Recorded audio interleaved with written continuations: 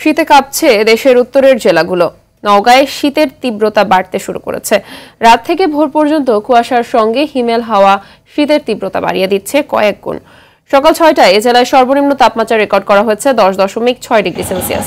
উত্তর দিক থেকে বয়ে আসা হিমেল হাওয়া শীতের তাপমাত্রা বৃদ্ধি পেতে পারে বলে জানিয়েছে বদলগাছি আবহাওয়া অফিস। চুয়াডাঙ্গায় ঘন কুয়াশাকে সড়কে হেডলাইট জ্বালিয়ে চলাচল করছে যানবাহন। শীত বাড়ায় হাসপাতালে বাড়ছে রোগীর সংখ্যা। সকাল 6টায় চুয়াডাঙ্গায় সর্বনিম্ন তাপমাত্রা রেকর্ড করা হয়েছে 11.4 ডিগ্রি। সর্বোত্তরের জেলা পঞ্চগড়ে রাত থেকেই বৃষ্টির মতো কুয়াশা ঝরছে। জেলায় সর্বনিম্ন 12 ডিগ্রি তাপমাত্রা রেকর্ড করা হয়েছে। কুড়িগ্রামে তীব্র শীতে ব্যাহত হচ্ছে মানুষের স্বাভাবিক জীবন। দিনাজপুরে কমেনি শীতের দাপট। হিলিতে তাপমাত্রা কিছুটা বাড়লেও কমেনি শীতের তীব্রতা। জেলায় সর্বনিম্ন তাপমাত্রা রেকর্ড করা হয়েছে 13.5 ডিগ্রি